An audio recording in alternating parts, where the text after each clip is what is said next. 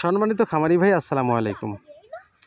ভিডিওতে এখন আমি আপনাদেরকে দেখাবো কেমন করে এই যে এগুলো হলো জারা ওয়ান হাইব্রিড ঘাসের কাটিং। এই যে দেখুন চোকলা কাটিং, এবং এটা হলো ইন্দোনেশিয়ান স্মার্ট নেপিয়ার ঘাসের কাটিং। জমিতে কেমন করে লাগাতে হয় সেটাই আমি আপনাদেরকে এখন ভিডিওতে দেখাবো। দেখতে থাকুন, সম্পূর্ণ ভিডিওটি দেখুন স্কিপ না করে।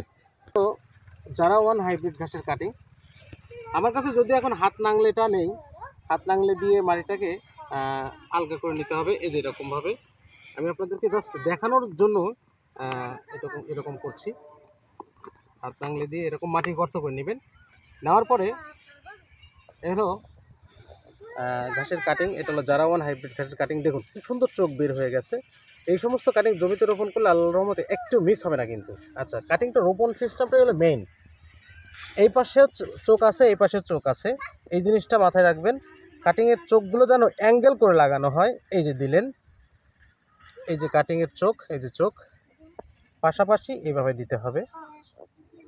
হয়ে গেল। কিন্তু এবার যে কাজ সেটা হলো পাশ থেকে, এই যে দুই পাশ থেকে মাটি দিবেন, দুই পাশ থেকে মাটি দিবেন, এই যে দুপাশ থেকে মাটি দিবেন। হয়ে গেল, কাটিং রোপণ কিন্তু হয়ে গেল। এখন জমিতে পানি দিয়ে দিলে এখান থেকে 100% চারা বের হয়ে যাবে। ভিউয়ার্স, এবার আমি আপনাদেরকে দেখাবো এই স্মার্ট নেপিয়ার ঘাসের কাটিং কীভাবে রোপণ করতে হয়। এখানে কিন্তু জারা ওয়ান হাইব্রিড ঘাসের কাটিং রোপণ দেখিয়েছি, এবার স্মার্ট নেপিয়ার ঘাসের কাটিং রোপণ দেখাবো।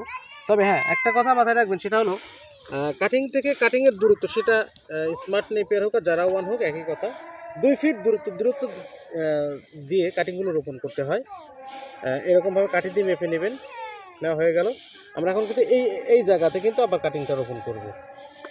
আচ্ছা, এবার এটাও একই সিস্টেম। এই যে দুই পাশে চোখ আছে, এই যে চোখ, এই যে দেখুন চোখ, এ পাশেও চোখ আছে, এই যে চোখ, এই যে চোখ। এই চোখটাই হলো মেইন। এটা হলো স্মার্ট নেপিয়ার ঘাসের কাটিং। দুটি করে কাটিং একই জায়গাতে রোপণ করবেন।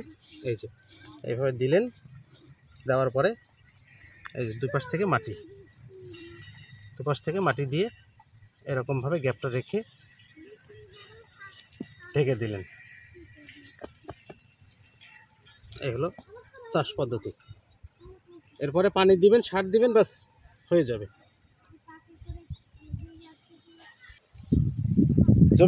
জমিটা কিন্তু অবশ্যই 3 থেকে 4টি চার্জ নেবেন, যাতে মাটিগুলো একদম মিহি হয়ে যায়। মানে যত ঝুরঝুরা হবে তত চারা গজাতে আরও সুবিধা হবে এবং প্রচুর ঘাস হবে বা ফলন হবে। আর সর্বোপরি কথা হলো, কাটিং থেকে কাটিংয়ের দূরত্ব দিবেন 2 ফিট এবং লাইন থেকে লাইনের দূরত্ব দিতে হবে 2 ফিট। এইভাবে যদি আপনি ঘাস চাষ করেন তাহলে ফলাফল আল্লাহর রহমতে ভালোই হবে। ওই যে দেখেন আমার পাশে জমি, এই জমিগুলোতেও ঘাস লাগানো হচ্ছে। তো ভিউয়ার্স, দেখতে পেলেন এখন ঘাসগুলো কীভাবে রোপণ করতে হয়, কাটিংগুলো কীভাবে রোপণ করতে হয়। তো সবাই ভালো থাকবেন, সুস্থ থাকবেন, এইভাবেই কাটিং রোপণ করবেন।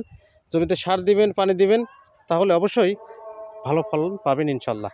তো এই বলে আমার ভিডিওটি শেষ করছি। আর অবশ্যই আমাদের এই চ্যানেলটি সাবস্ক্রাইব করে পাশে থাকা বেল আইকনটি ক্লিক করে রাখবেন। ধন্যবাদ। আল্লাহ হাফিজ।